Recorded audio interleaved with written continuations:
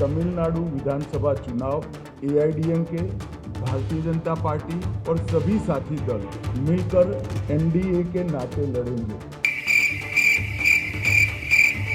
मुझे पूरा विश्वास है कि आने वाले दिनों में जो चुनाव होने वाला है वो जनरल इलेक्शन में एनडीए प्रचंड बहुमत हासिल करेगा और तमिलनाडु में फिर से एक बार एनडीए की सरकार बनेगी।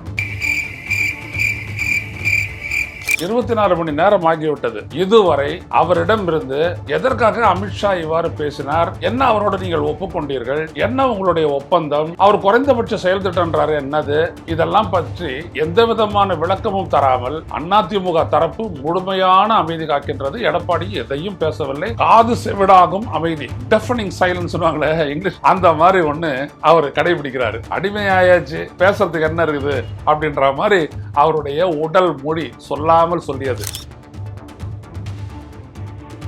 தென் மாவட்டங்களில் குறிப்பா அஇஅதிமுகவுக்கும் 8% ஓட்டை வாங்கின நாம் தமிழர் கட்சிக்கு இடையே பார்த்தீங்கன்னா ரொம்ப கம்மியான ஒரு வித்தியாசம் தான். அந்த அளவுக்கு சரிவு, அந்த அளவுக்கான ஒரு பின்னடைவு, பெரிய தோல்வி. 7 இடங்களில் டெபாசிட் எடுப்பு, பாஜக 13 இடங்களில் டெபாசிட் எடுப்பு. இந்த 2 கட்சிகளும் தான் கூட்டணி சேர்ந்து வெற்றி கூட்டணி அப்படின்னு ஒரு சொல்றாரு. எப்படி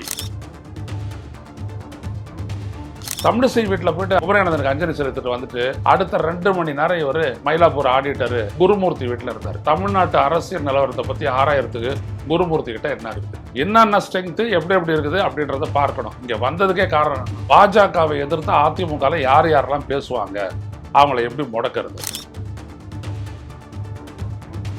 இவர்களுடைய நோக்கம் நேர்மையாக தேர்தலை நடத்துவதும் அல்ல, தமிழ்நாட்டில் நேர்மையாக தேர்தலை சந்திப்பதும் அல்ல.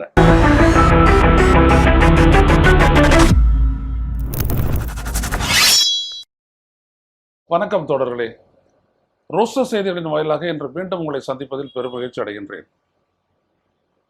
பாஜக அஇஅதிமுக கூட்டணியுடன் நாங்கள் 2026 தேர்தலை சந்திப்போம், வெற்றி பெறுவோம், கூட்டணி ஆட்சி அமைப்போம், வெற்றி பெற்ற பிறகு கூட்டணியில் எவ்வளவு மந்திரி சபைகள் பாஜகவிற்கு என்பதை பேசுவோம் என்றெல்லாம் வரிசையாக அடுக்கிவிட்டு சென்றிருக்கின்றார் உள்துறை அமைச்சர் அமித்ஷா.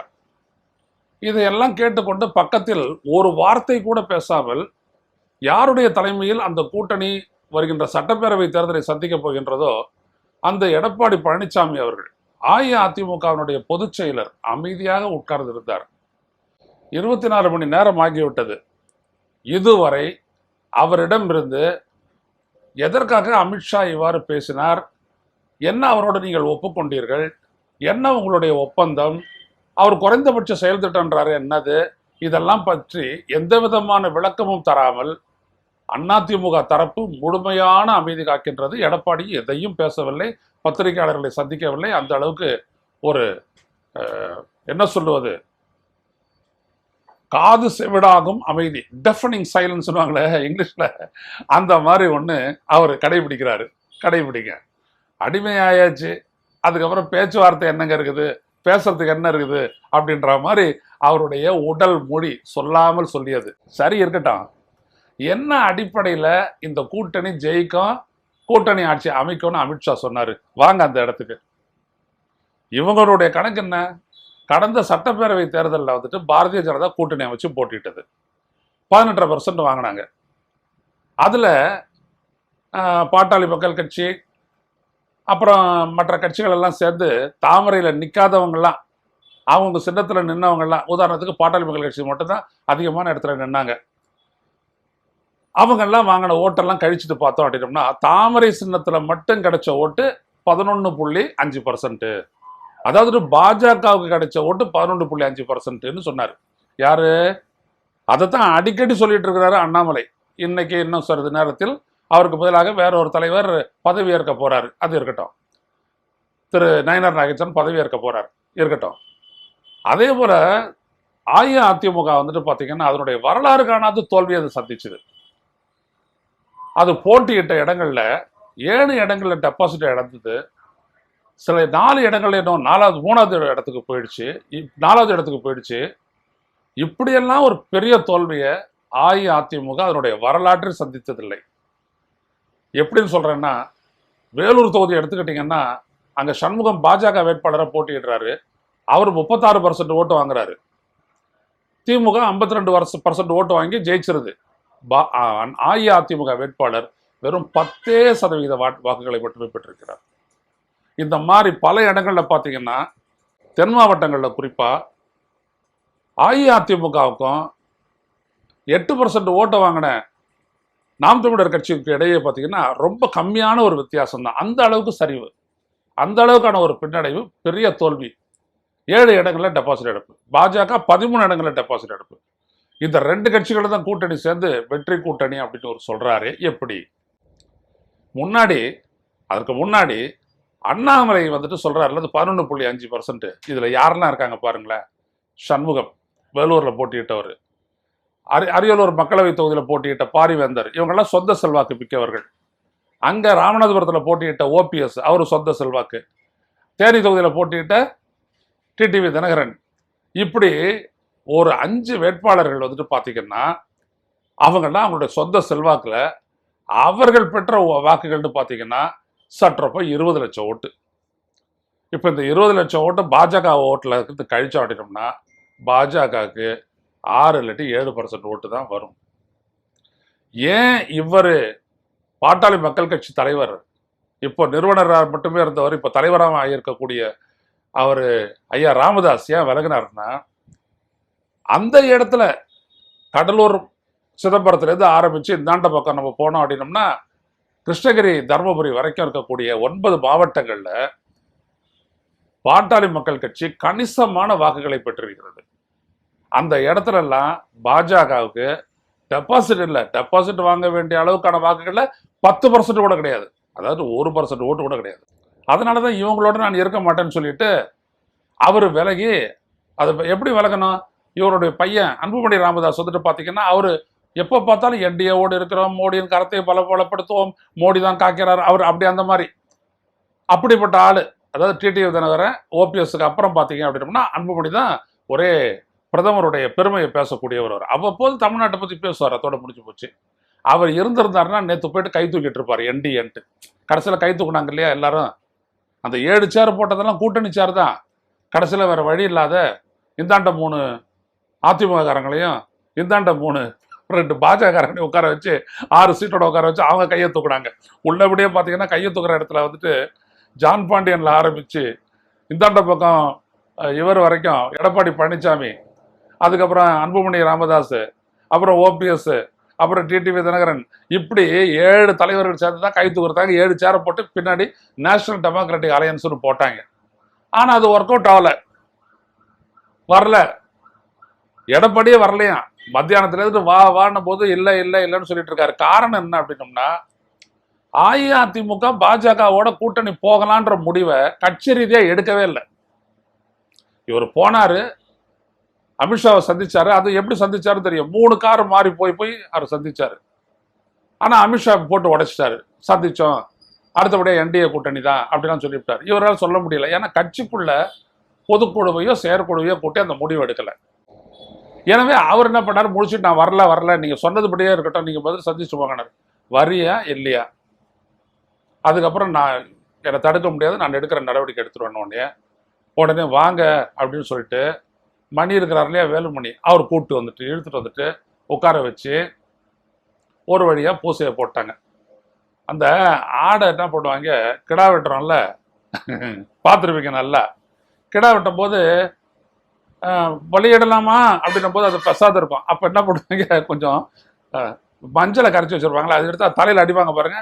அது மேலே ஏதோ உழுதுன்ட்டு இப்படின்னு போறமான உடனே சம்மதிச்சிருச்சு போடு அப்படின்னு சொல்லிட்டு ஒரே போட போட்டுருவாங்கய்யா. இப்படிதான் இது. பக்கத்துல உட்காந்துட்டு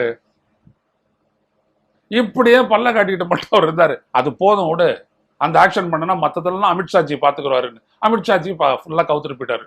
இப்ப வெளியில கூட சொல்லாது, இன்னும் எத்தனை நாளைக்கு ஒரு வெள்ள வராது இருக்க போறான்னு தெரியல. ஆனா அதுக்கப்புறம் டீ பார்ட்டி இணக்கப்பாடோட இருக்காங்களா, பாஜகவும் அண்ணாத்தையும் இணக்கப்பாடோட இருக்காங்களா. இங்க அதிமுக தொண்டன்ல இருந்துட்டு ஜெயக்குமார் வரைக்கும் குமுறிக்கிட்டு இருக்கிறாங்க. போச்சா, வர வேண்டிய வெற்றியும் போச்சா, எதிர்கட்சியாவது உட்காந்துருப்போம் அதுவும் இல்லாத போச்சா அப்படின்ற அளவுக்கு தான் இன்னைக்கு பிஜேபி அஇஅதிமுக கூட்டணியினுடைய நிலை. முதல்ல அதிமுக காரங்க பாஜகவுக்கு ஓட்டு போட போறதில்லை. தமிழ்நாட்டு மக்கள் ஏற்கனவே ஓட்டு போட போறதில்ல. இந்த அடகுல தான் எப்படி சொன்னார் இவர் ஆட்சியை பிடிக்க போறேன்ட்டு. இது ஒரு 5-6%. அப்ப அதிமுகவுக்கு 21%. இப்போ எந்த நிலையில இருக்குன்னு யாருக்கும் தெரியாது. அது 15 கூட குறைஞ்சிருக்கலாம். யார் கண்டா? ஏன்னா விஜய் வேற கட்சி ஆரம்பிச்சா அவர் வேற எங்களுக்கும் திமுகவுக்கும் தான் ஒரே போட்டி. இன்னைக்கு அவர் திடீர்னு செய்தி சொன்னாரு. ஏன்னா ஒரு 3 நாள் நம்ம விஜயை மறந்துருந்துட்ட உடனே அவர் என்னடா அது நம்மளை நினைச்சே பார்க்க மாட்டேங்கிறாங்க அப்படின்னு சொல்லிட்டு அவரு வண்டியில ஏறி நானும் ரவுடி தான் அவர் கிளைம் பண்ணிட்டு போயிட்டாரு. ஒரு பெரிய ஒரு அறிக்கை கொடுத்துட்டாரு. அந்த அறிக்கையில எழுதியிருக்கிறதெல்லாம் விஜய்க்கு தெரியுமா தெரியாதோ அது வேற விஷயம், ஒரு நாள் டிஸ்கஸ் பண்ணுவோம். இவர் சொன்னாரு இப்படிப்பட்ட ஒரு பலவீனமான நிலையில எப்படி இவங்க ஜெயிப்பான்னு சொன்னாங்க. இதுதான் மக்களே ரொம்ப சீரியஸான விடயம். இங்க ஆட்சியை பிடிக்கணும் அப்படின்னோம்னா நேரடியாக மக்களினுடைய ஆதரவு பெற்று பிடிக்கிறதுக்கு அஇஅதிமுகவுக்கும் சரி பிஜேபிக்கும் சரி எந்த விதமான அடிப்படையும் இல்லை. பிஜேபியோட கூட்டணி வச்சு ஜெயிக்க முடியுமா முடியாதான்றத 2021 பார்த்துட்டாங்க. போச்சு. அன்னைக்கே 4 தான். 20 இடத்துல நின்ன பாஜக 4 இடத்துல தான் ஜெயிச்சது. அதுலேயும் இந்த போஸ்டல் பேலட்லாம் பண்ண குளறுபடியெல்லாம் வச்சு தான் அவங்க பண்ணாங்க, ஜெயிச்சாங்க. அதெல்லாம் நம்ம புட்டு வைக்க முடியும். வானதி சீனிவாசன் தெரியும், சாயந்தரமா லீடுக்கு வந்து நைட்டு ஜெயிச்சாங்க. மற்றதெல்லாம் மத்தியானமே தேர்தல் முடிவுகளே வந்துருச்சு. இவங்களுக்கு மட்டும் எண்ணிக்கிட்டே இருக்கிறாங்க. ஏதோ கோவை தெற்கில் மட்டும் 91 லட்சம் பதிவான மாதிரி எண்ணிக்கிட்டே இருந்தாங்க அங்கே மட்டும். இப்படியெல்லாம் ஜெயிச்சு தான் அவங்க வந்துட்டு 4 எம்எல்ஏக்கள் உள்ளே போயிருக்கிறாங்க. இருக்கட்டும், இவங்களுடைய நோக்கம் என்னது? எப்படி பண்ண முடியும் தமிழ்நாட்டில்? ஏன்னா இவங்களுடைய பாஜக பண்ணுறது என்னன்னா இவிஎம்ல டிரான்ஸ்ஃபர் பண்ணுறதை தவிர அவங்க பண்ணக்கூடியது என்னன்னா எதை இவங்க வந்துட்டு டெல்லிலையும் ஹரியானாலையும் மராட்டியத்திலையும் பண்ணாங்கன்னா வாக்காளர் பட்டியலில் இருக்கக்கூடிய எதிர்வாக்குகளை நீக்குவது. முஸ்லீமு, கிறிஸ்டியனு, இந்த பகுதியில் இந்த தெருவில் இருக்கிறவனெல்லாம் இவனால் நம்மளுக்கு ஓட்டு போட மாட்டான் அப்படின்னு நீக்கிறது. இன்னொன்று ஆதார் கார்டை வச்சுட்டு ஓட்டை சேர்க்கறது. இப்படி தான் அங்கே வந்துட்டு 71 லட்சம் ஓட்டுக்களை எங்கள் மராட்டியத்தில் சேர்த்தாங்க. சேர்க்கறது. அடுத்தபடி என்னன்னா மாத்துறது. தேர்தலெல்லாம் முடிச்சிட்ட உடனே அங்கே போயிட்ட உடனே டிரான்ஸ்ஃபர், உள்ள இன்டர்னல் டிரான்ஸ்ஃபர். இப்போ இதுக்காக ஒரு 3வது அணி ஒன்று வேணும். இவங்களுக்கு நல்லா கவனிச்சுக்கோங்க. 3வது அணி ஒன்று தமிழ்நாட்டில் உருவாகும். 5 முனை போட்டி, நேற்று 4 முனை போட்டி ஆகி போச்சா? இப்போ விஜய், பாட்டாளி மக்கள் கட்சி, நாம் தமிழர் இவங்கெல்லாம் தனியாக இருக்கிறாங்களா? இதெல்லாம் ஒன்றா வச்சோ இல்லை தனித்த வேற விதத்திலையோ ஒரு 3வது அணி அமையும். இந்த 3வது அணி கணிசமான ஓட்டு வாங்கும். ஜெயிக்கிற அளவுக்குலாம் இல்லை, கணிசமான ஓட்டு வாங்கும். அந்த ஓட்டுக்களை அப்படியே நவுத்திர வேண்டியதுதான். எப்படி? அதிமுக, பாஜக, குறிப்பாக பாஜக பக்கம் நவுத்துவாங்க. எப்படி? அங்கே பார்த்தீங்கன்னா மராட்டியத்தில் 159 இடங்களில் போட்டியிட்ட பாஜக 143 இடத்துல ஜெயிச்சாங்க. ரொம்ப கவனிக்கணும். 146 இடம் வந்தாங்கன்னா அவங்க தனி மெஜாரிட்டி அப்படின்ற அளவுக்கு வந்துட்டாங்க. ஆனால் மற்ற கட்சிகள்ல பாருங்க, சிவசேனாவோ அல்லது அந்த நேஷனலிஸ்ட் காங்கிரஸ் பார்ட்டியோ அந்த அளவுக்கு ஒரு பெரிய வெற்றி இல்லை. அவங்க 2 பேருமே சேர்த்து ஒரு 100 சொச்சம் இடங்களை தான் பிடிச்சாங்க. எப்படி வந்து பிடிச்சாங்க பாருங்க. அதே மாதிரி அதிமுகவோட அலையன்ஸை போட்டு ஒரு 100 சீட்டை வாங்கினாலும் கூட தாமரைக்கான டிரான்ஸ்ஃபர் நல்லா நடந்து தாமரை அதிக வாக்குகளை போயிடும். அதுக்கப்புறம் மற்றபடி இருக்கிறவங்க எல்லாமே இந்தாண்ட ஒரு 3வது அணியில் இருக்கிறவங்க அவங்களில் இருக்கக்கூடிய எம்எல்ஏக்கள் ஏதோ ஒரு 5-6 பேர் ஜெயிச்சாங்கன்னா அவங்களை எல்லாம் சேர்த்துக்கிட்டு தமிழ்நாட்டில் ஆட்சி மாற்றத்தை கொண்டு வருவார்கள். எனவே இங்கே இருக்கக்கூடிய எல்லா கட்சிகளும் எச்சரிக்கையாக பார்க்கணும். இந்த 3 வேலையை செய்வாங்க.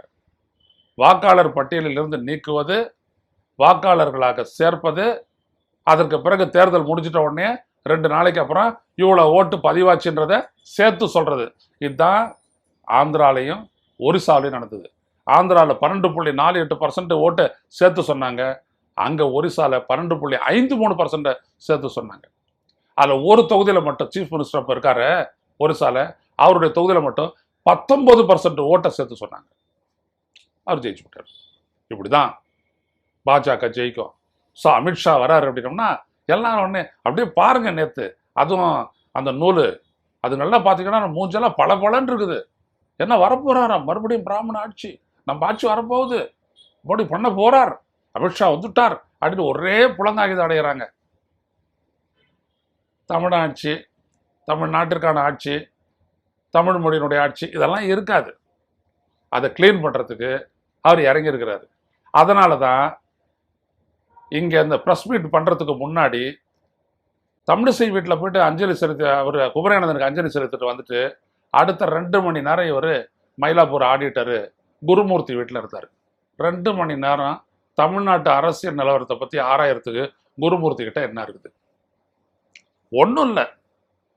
என்னென்ன ஸ்ட்ரென்த்து எப்படி எப்படி இருக்குது அப்படின்றத பார்க்கணும். இங்கே வந்ததுக்கே காரணம் என்னன்னா, பாஜகவை எதிர்த்து அதிமுகவில் யார் யாரெல்லாம் பேசுவாங்க, அவங்கள எப்படி முடக்கிறது, இந்த விடயம் தாங்க. ஏன்னா வந்து போட்ட சொல்லியாச்சு.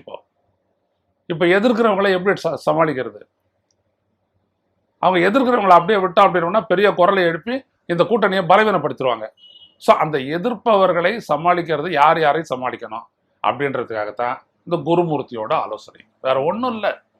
மற்றபடி யார் குருமூர்த்தி சொல்லி மயிலாப்பூரில் ஜெயிக்கிட்டு பாவம் பாஜக ஜெயிச்சிருக்குது முடியாது. ஏன்னா இங்கே இருக்கிற மக்களுக்கு தெரியும் அந்த கட்சி அப்படின்னு. எனவே பெரிய அளவுக்கு தேர்தல் மோசடியை அரங்கேற்றுவார்கள். அதுக்கு முன்னாடி என்ன பண்ணுவாங்க? சட்டம் ஒழுங்கு, அமித்ஷா சொன்னதெல்லாம் அப்படி வரிசையாக கொண்டு வாங்க. சட்டம் ஒழுங்கு கெட்டு விட்டது, போதை கலாச்சாரம் பெருக்கி விட்டது, எல்லாம் பெருகும், கரெக்டாக பெருகும். இப்போ சொல்லிட்டு போயிட்டார்ல, இதுக்கப்புறம் அதெல்லாம் பெருகும். இதெல்லாம் வந்துட்டு பார்ப்பாங்க ஜனங்க. திமுக ஆட்சி ஒழிச்சே தரணும் அப்படின்னு மிச்சம் மீதி. இப்போ விஜய் அலறாரு, அண்ணா திமுக அலருது, பாஜக அலருது, சீமான் அலறாரு, இன்னும் மற்றவங்களும் சேர்ந்து அலறுவாங்க. அலறவங்களெல்லாம் ஒன்னா சேரு, அது ஒரு முயற்சியை பண்ணுவாங்க. ஒன்று 3 முனை போட்டி, இல்லை 2 முனை போட்டி, எப்படியாச்சும் கொண்டு வரத்துக்கு பார்ப்பாங்க. நல்லா கவனிச்சுங்க. இன்னைக்கு எதிரும் புதிரமா பேசுறவங்களாம் நாளைக்கு அப்படி இருக்க மாட்டாங்க. ஏன்னா டிசைன் அந்த அளவுக்கு பண்ணப்படுது. எனவே இவர்களுடைய நோக்கம் நேர்மையாக தேர்தலை நடத்துவதும் அல்ல, தமிழ்நாட்டில் நேர்மையாக தேர்தலை சந்திப்பதும் அல்ல. இதான் முக்கியமாக கவனிக்கணும். உடனே சட்டம் ஒழுங்கு, இப்போ இதெல்லாம் எப்படி சொல்கிறேன் அப்படின்னு கேட்டிங்கன்னா, இப்போ கடைசியாக வந்துட்டு செயின் பறிப்பில் ஈடுபட்டான்ல, வர்றானுங்களா, செயின்லாம் நடத்துவானுங்களா, 10:30 மணிக்கு ஃப்ளைட்டை பிடிச்சி போயிடுவானுங்களா 2 பேர், ஒருத்தன் ஹைதராபாத் போவான்னு இன்னொருத்தன். இவங்கெல்லாம் யாரு? எப்பயாவது கேள்விப்பட்டிருக்கிறீங்களா இவ்வளவு ஒரு ஆர்கனைஸ்டு செயின் ஸ்நாச்சிங்? அப்படி chain snatching totally local theft. அதை வெளி மாநிலத்திலிருந்து இறங்கி ஏற்படுறான். இங்க இருக்கிற போலீஸ் உஷாராகி எல்லாம் சிசிடிவி கேமரா தான், இதை பார்த்துட்டு டக்குன்னு பிடிச்சி ஏர்போர்ட்ல வச்சு விமானத்துல உட்காந்துருந்தவன அப்படியே பிக்கப் பண்ணி தூக்கிட்டு வந்துட்டாங்க. நல்லா பண்ணிட்டாங்க. இதுதான் யோசிக்க வேண்டியது. எங்க இப்படி வந்தாங்க, என்ன அடிப்படையில் வராங்க? தமிழ்நாட்டு போலீஸை பத்தி தெரியாத ஒன்றும் இல்லை. ஒரு மர்டர் பண்றான் ஒருத்தன், ஒரு கும்பல் பண்ணிட்டு நகை நட்டெல்லாம் எடுத்துக்கிட்டு கார்ல தப்பிச்சு போயிட்டானுங்க, ஆந்திராவுக்குள்ள போயிட்டானுங்க, ஆந்திராவுக்குள்ள ஹைவேல போயிட்டு இருக்கிறானுங்க. யாரு என்னன்னு தெரிஞ்சுக்கிட்டு காத்தால early மார்னிங் நடக்குது மர்டரு, மத்தியானத்துக்குள்ள அவங்கள வந்துட்டு ஒரு டோல்கேட்ல பிடிச்சி கொண்டாந்துருச்சு தமிழ்நாடு போலீஸ். இப்ப இருக்கக்கூடிய டெக்னாலஜி மட்டுமல்ல, இவங்களுடைய உஷார் நிலை அப்படிப்பட்ட இந்த மாநிலத்தில் சட்டம் ஒழுங்கை இவங்க சீர்குலைக்கணும். இது ஒரு நோக்கம், சாதாரணம் இல்லை.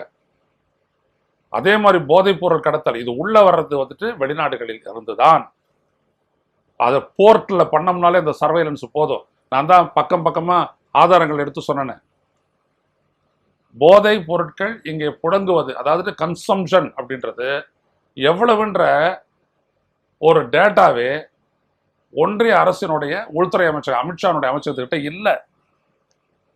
இவ்வளவு தூரம் உள்ள வந்திருக்குது, இவ்வளவு கைப்பற்றிருக்கோம், இந்த டேட்டா தான் இருக்கே ஒழிய எவ்வளவு இங்க வணிகமா நடக்குது, அது போஸ்ட்ல நடக்குது, கொரியர்ல நடக்குது, ஏதோ ஒரு பார்சல் சில தான் வந்துகிட்டே இருக்குது உள்ள. அப்போ சோர்ஸ், இது எக்ஸ்ட்ரானியர் சோர்ஸ், நாட்டுக்கு வெளியில இருந்து தான் இந்த போதைப் பொருள்லாம் உள்ள வருது. ஸோ முந்த்ரா போர்ட்ல தான் முன்னாடிலாம் நிறைய கைப்பற்றப்பட்டது, அங்கதான் அதானி போட்டது. எனவே ஒவ்வொரு போர்ட்டிலையும் தீவிரமாக கண்காணிச்சு இதை பிடிச்சி மடக்கி நிறுத்திடலாம். ஆனா போரஸ் என்ன சொல்லுவாங்க, பார்டர்ஸ் அப்படின்னு சொல்லுவாங்க, ஓட்டைகள் அதிகம் இருக்கக்கூடிய எல்லை பகுதிகள், அந்த இடங்கள்ல இருந்து, உதாரணத்துக்கு நேபாளில் இருந்துட்டு உள்ள, இந்தாண்ட வடகிழக்கு மாநிலங்கள்ல இருந்துட்டு உள்ள வழியா உள்ள. எனவே இதையெல்லாம் தடுத்து முடிச்சோம்னாலே போதும், போதைப் பொருளை தடுக்க முடியும், தொடக்கத்தை தடுக்க முடியும். எனவே இப்படியான ஒரு டிசைன் எல்லாம் இருக்குது. ஏதோ அமித்ஷா சொல்லிட்டாரு, எங்க இருக்குது ஓட்டு அப்படின்னு இப்ப நான் சொன்ன கணக்கு படி பார்த்தீங்கன்னா இல்லை. 10 தொகுதியில ஜெயிக்க முடியாது. அதிமுக தேவை அதுக்கே. எனவே அதிமுக வச்சிருந்தாலும் 30 தொகுதி 40 தொகுதி ஜெயிக்க முடியும், அவ்வளவுதான். ஆனா இவங்க ஏன் ஆட்சியை எய்ம் பண்றாங்கன்னா இதையெல்லாம் நம்பித்தான் செய்யறாங்கன்றத நீங்க நடப்புல வச்சுக்கங்க. எனவே இங்க இருக்கக்கூடிய அரசியல் கட்சிகளோ திமுக கூட்டணியோ இல்லை மற்றவர்களோ இதையெல்லாம் கருத்தில் வச்சுக்கிட்டு தடுக்கிறதுக்கு என்ன வழி அப்படின்றத யோசிச்சு பார்க்கணும். நேர்மையா தேர்தல் நடக்கட்டும், அப்புறம் பார்க்கலாம் யார் ஜெயிக்கிறாங்க யார் தோக்குறாங்க, தமிழ்நாடு ஜெயிக்குதா தோக்குதான்ட்டு.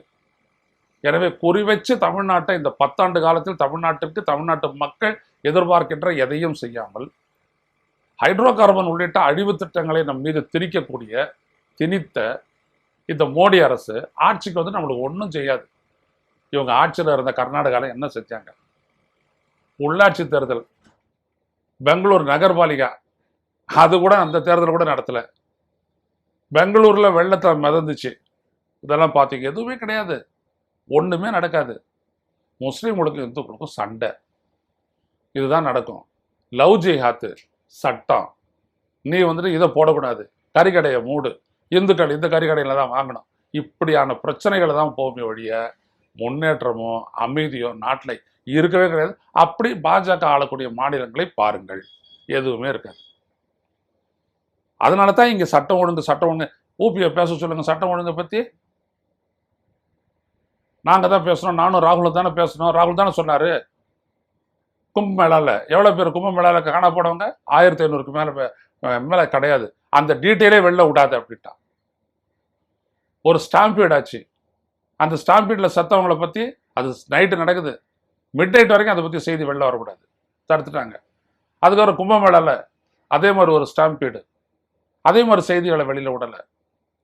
இதுதான் பாஜக அரசு. நல்லா புரிஞ்சுக்கங்க, அவங்களுக்கும் மக்கள் நலன்றதுக்கும் எதுவுமே கிடையாது. அவங்களால பயன்பெறக்கூடியவர்கள் ஒரே ஆட்கள் தான், கார்பரேட். ரெண்டாவது எக்கனாமிக்கலி வீக்கர் செக்ஷன் சொல்லிட்டு இந்த சமுதாயத்தில் இருக்கக்கூடிய உச்சபட்ச சாதிகள், அவங்கள தவிர வேறு யாருக்கும் எதுவுமே நடக்குது. எனவே பாஜக ஏற்படுத்தக்கூடிய சவால் அப்படின்றது இதுதான். அவங்க அதிமுகவோட கூட்டணி வைத்ததனுடைய நோக்கம் இதுதான்.